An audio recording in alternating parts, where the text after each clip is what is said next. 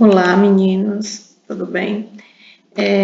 Aqui, né, a gente vai iniciar hoje um novo conteúdo, certo? E é a teoria atômica. Bom, gente, a teoria atômica ela surgiu através dos filósofos Leucipo e Demócrito, na Grécia Antiga, no século V a.C., né? Eles imaginavam que a matéria era constituída por partículas indivisíveis. E logo em seguida eles batizaram com o nome de átomo. Por que átomo?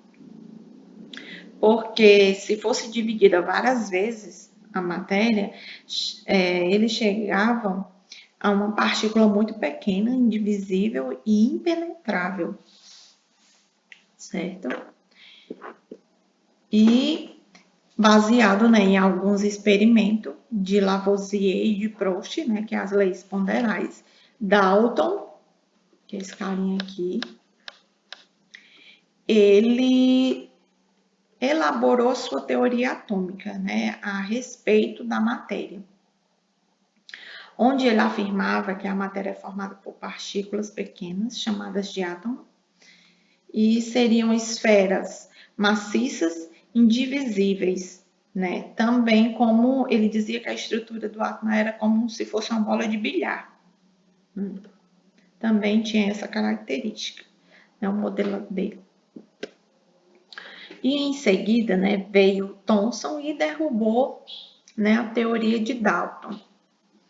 Thomson, ele, por ter diversas evidências experimentais sobre a existência do elétron, ele elaborou sua teoria a partir daí, né? E pôde comprovar essa existência.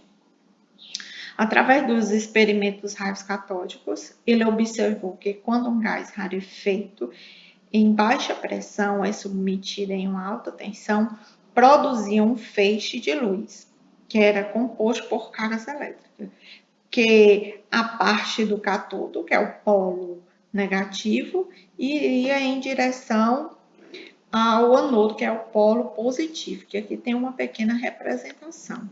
Aqui, né? Então, ele concluiu que quando os átomos do material gasoso no interior do tubo era submetido a uma tensão, uma alta tensão, seus elétrons eram arrancados e direcionados para a placa positiva, né? E assim ele pôde concluir toda a sua teoria atômica, né? Onde ele dizia, né, que era uma esfera positiva, os elétrons eram distribuídos, né? E que o átomo era neutro, que possuía a mesma quantidade de cargas, tanto positiva como negativa, né? E ele também dizia que ele era divisível, né? Que aqui é uma pequena representação do seu modelo atômico, né? Também conhecido como pudim de passas, devido à característica das cargas elétricas. E aqui a das principais diferenças entre o modelo de Dalton e Thomson, né, foi a natureza elétrica da matéria, a divisibilidade e a presença de cargas, né, nas partículas. E com o passar do tempo, pessoal, assim foi se aprimorando o modelo atômico, certo? Veio Rutherford e ele também derrubou o modelo atômico de Thomson, né? Que através dos estudos com raio-x, ele pôde construir seu modelo atômico. Ele concluiu que no átomo havia uma região central com partículas positivas chamadas de próton, que é aqui, ó, essa partezinha aqui. E tinha, né, um baixo volume e maior massa e densidade. E na eletrosfera, ele apresentava imensos espaços vazios entre si, com partículas negativas, que eram os elétrons, que é aqui representado, né, esses grandes espaços vazios com essas pequenas bolinhas aqui, que significa que é os elétrons, né, que o núcleo, e os elétrons ficavam, né, circulando ao redor, né, como o sistema solar, né, também conhecido modelo atômico de Rutherford, né? Devido dessas órbitas que existiam e os elétrons ficavam circulando. Os elétrons é como se fossem os planetas, né? Por isso há essa semelhança com o sistema solar. E com o passar do tempo, pessoal, Bohr, analisando todo o modelo atômico de Rutherford, ele percebeu, né, que tinha algumas falhas e ele concluiu, né, que os elétrons moviam-se ao redor do núcleo atômico em órbitas circulares que possuíam uma energia bem definida e característica, sendo, portanto, um nível de energia ou camada eletrônica, certo? Que para cada elétron são permitidas somente uma certa quantidade de energia com valores múltiplos inteiros de um fóton, ou seja, que é o quanto de energia, né? É por isso que ele fez esses dois postulados, né? Que no primeiro ele dizia, né? A eletrosfera do átomo está dividida em regiões denominadas níveis ou camada, onde os elétrons descrevem órbitas circulares estacionárias, de modo a ter uma energia constante, ou seja, sem emitir nem absorver energia, que foi o que eu acabei de falar, né? E no segundo, né, ele já diz que fornecendo energia, uma energia até térmica ou elétrica, um átomo ou mais elétrons absorvem e saltam para níveis mais afastados do núcleo, né, que são os mais energéticos. Tanto que quanto mais afastado do núcleo, mais energético esse nível é, né, e se tornam os elétrons. E quando eles voltam às suas órbitas originais, eles vão perdendo essa energia, né, e liberando isso em forma de luz, que é o fóton, certo? Gente, com base de todos esses estudos do modelo atômico, né, puderam, né, também propor o número atômico. Gente, o número atômico ele é simbolizado, né, por essa letra Z, que corresponde, né, à quantidade de prótons no núcleo de um átomo, de qualquer elemento químico, certo? E no seu estado fundamental, né, o estado fundamental é quando ele não tem mudança no seu número atômico, né, quando ele nem perde nem ganha elétrons, né? Aí, então, ele é como se fosse um elemento neutro, né, que possui a mesma quantidade de cargas positivas, né, e cargas negativas do átomo. Viu? Onde é representado na tabela periódica, né, o número atômico aqui em cima, e eles são organizados na tabela periódica de acordo com o número atômico, que a gente vai observar melhor e vai conhecer melhor mais adiante, né, quando a gente passar a estudar a tabela periódica. Bom, gente, e o número de massa também.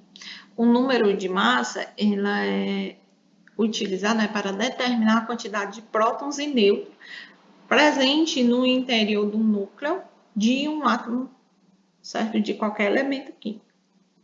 Onde ela é expressa por essa equaçãozinha, né? Que A é a massa, P é o prótons e N é nêutrons, né?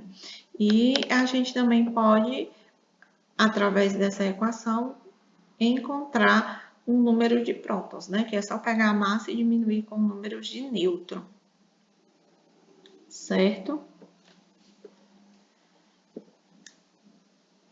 E com base nisso, pessoal, em número atômico e número de massa, né? Existem os isóbaros e os isótopos, e os isotônios, né?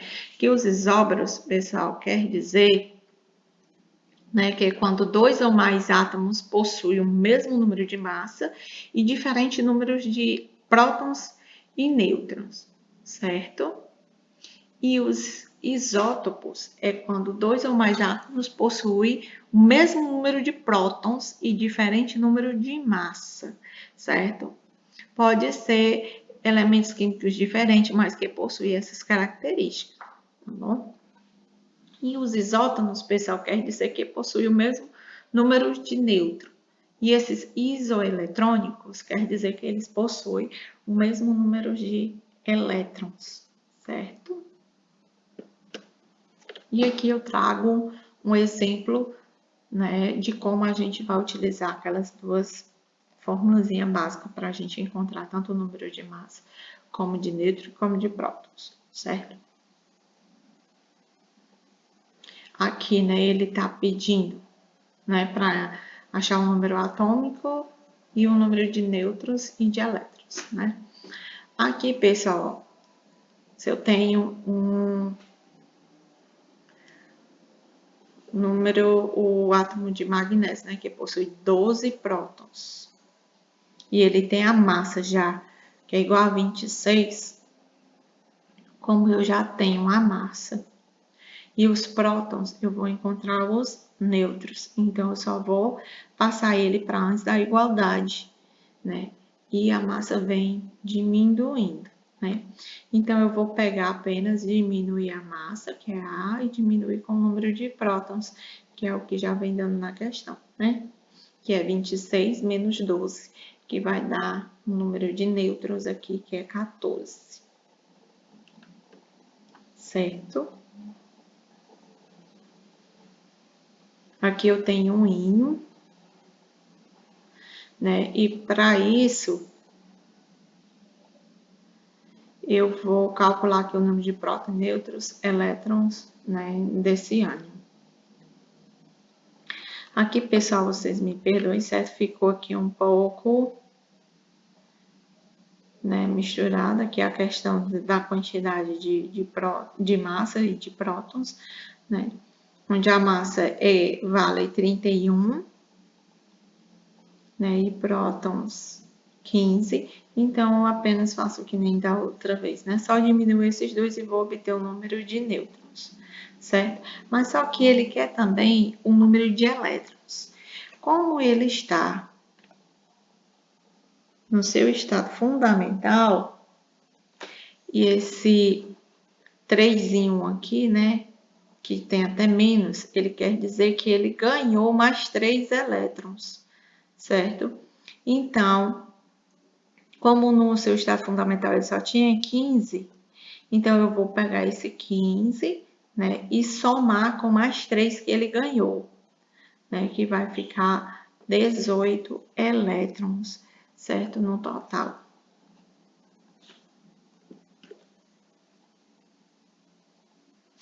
E, bom, meninos, aqui, né, eu vou passar a atividade através do livro didático, que aqui tem as páginas e as questões que vocês devem fazer, realizar, né, essas atividades. E qualquer dúvida, né, estarei sempre à disposição de vocês, podem entrar em contato comigo, tá bom? Um grande beijo, até breve.